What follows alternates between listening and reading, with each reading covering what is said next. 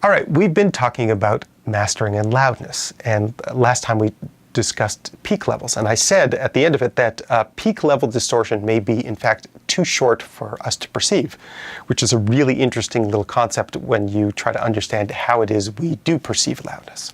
So it turns out that our brains need about 1/10 of a second or 100 milliseconds to register that loudness, and so that we average out our perception of loudness over a little window of time. So if you have a very short, sharp peak transient within that 100 millisecond window, it doesn't register as loud to us as a sustained sound during that time. And not surprisingly, we call this averaged out level the average level.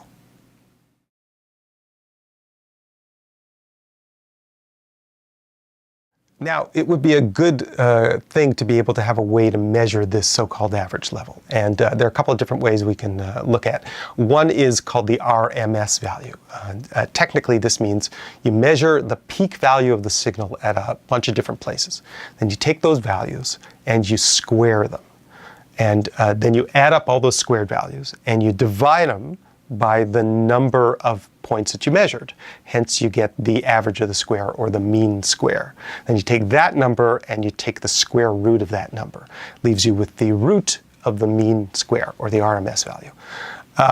Or you could just take the peak value and divide it by the square root of 2, which is like 1.41. Or, just to make it easy, you just take the peak value and multiply it by 0.707. And these all give you the same value if what you're dealing with is a steady tone like a sine wave, that something like this.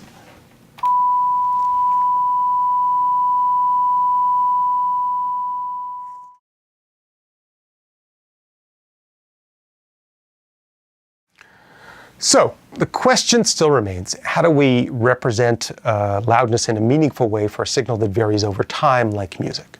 So in 1942, the Acoustical Society of America addressed this problem, and they came up with a meter they called the VU, or volume unit meter. So this thing is supposed to represent our hearing, and so you gotta wonder what kind of wizardry they used to figure this out, psychoacoustics, electroacoustics. Turns out that they figured out if you make the needle heavy enough so that it takes about 300 milliseconds for it to go from nothing to about the zero reference level, that works pretty well to kind of mimic how we perceive loudness.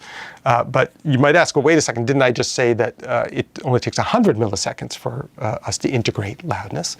That's true, but this needle also takes 300 milliseconds to fall back to zero. So it gets pushed up again in the meantime, and therefore bounces back and forth, and does a pretty good sort of kind of representation of how we perceive loudness. And this all works really great until you start to bring in the concept of frequency.